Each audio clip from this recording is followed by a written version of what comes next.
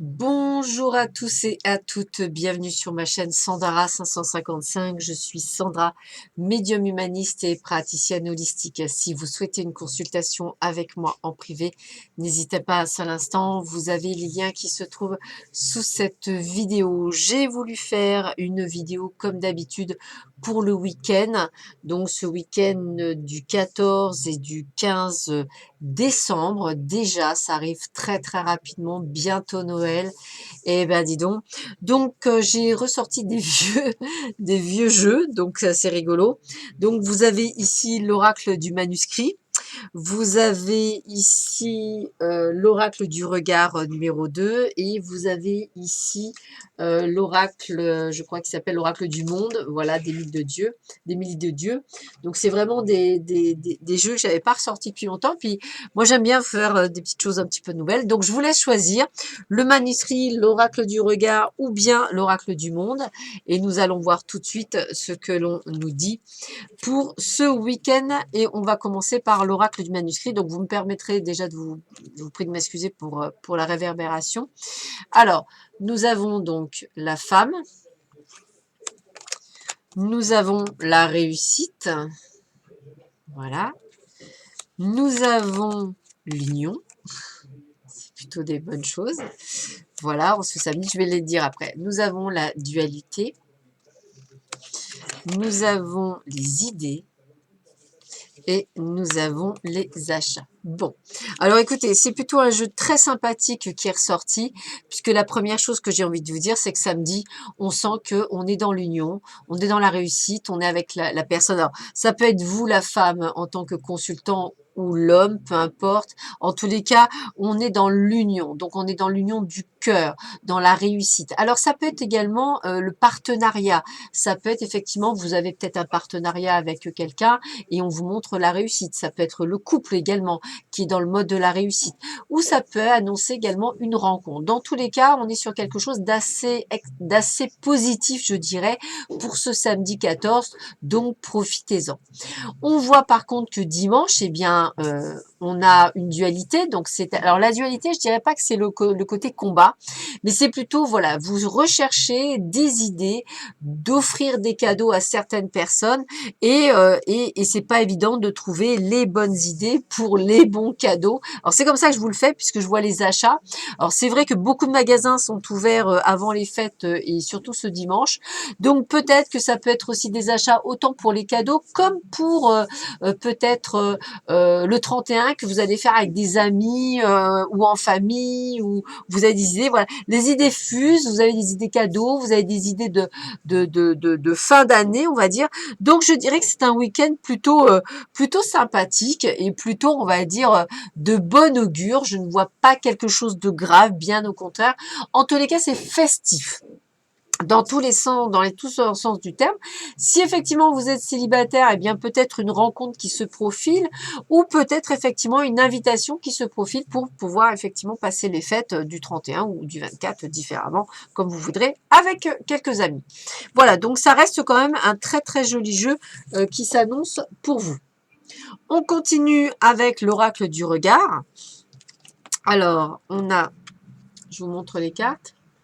Désert, malchance, l'action rapide, nous avons la séparation, nous avons la rivale, l'amante, la maîtresse, nous avons la protection et nous avons l'argent. Alors, qu'est-ce qu'on me montre pour vous dans ce jeu? Eh bien, malheureusement, on débute, on va dire, ce samedi avec effectivement une prise de conscience. Alors, soit par rapport à son couple, soit par rapport à une personne avec qui vous entretenez une relation amoureuse, ou alors avec un partenaire professionnel. Hein, c'est tout à fait possible.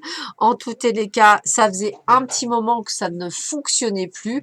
Et là, vous prenez l'initiative de la séparation ou bien on vous l'impose. Mais en tous les cas, c'est quelque chose qui viendra très, très rapidement. Là, dans l'action T, dans le jour J, c'est vraiment ça. A priori, il y a une troisième personne qui vient dans cette séparation. Donc, ce n'est pas nécessairement une séparation. Alors, peut-être que c'est vous, entre guillemets, l'amante, la maîtresse, ou effectivement l'amant. Hein, voilà, c'est tout à fait possible. Dans tous les cas, j'ai l'impression que cette séparation était nécessaire comme une forme de protection parce que peut-être que les sentiments n'étaient pas nécessairement voués pour vous, mais plus avaient été intéressés. Alors, soit parce que vous rendiez service, soit parce que vous étiez présent toujours au bon moment. Voilà, moi, je trouve qu'il y avait de l'intérêt. C'est peut-être ça que vous avez compris ou découvert. Et moi, je dirais que la séparation, elle vient de vous. Hein. Je ressentirais plutôt ça comme une prise de conscience. Hein. C'est comme ça que je le ressentirais. Comme une forte prise de conscience qui vous permet effectivement tout d'un coup de se dire check, non, c'est plus possible, c'est pas comme ça que ça marche, voilà, c'est pas viable, c'est pas moi. Et je ressens vraiment ce côté d'être la troisième roue du carrosse, hein, si je puis me permettre, ou la cinquième roue, et de se dire non, c'est plus possible, parce que la personne peut-être était plus intéressée que vraiment amoureuse. Voilà, donc prise de décision radicale pour ceux et celles, suivant la situation que vous vivez, bien entendu, qui vous parlera pour ce week-end. Et enfin, avec l'oracle du monde, donc nous avons la protection, nous avons l'impasse, nous avons l'amour, nous avons l'ennemi, nous avons l'accusation et il me manque une carte, donc je vais en piger une tout de suite. Voilà, roulement de tambour, tac tac, ça c'est les aléas.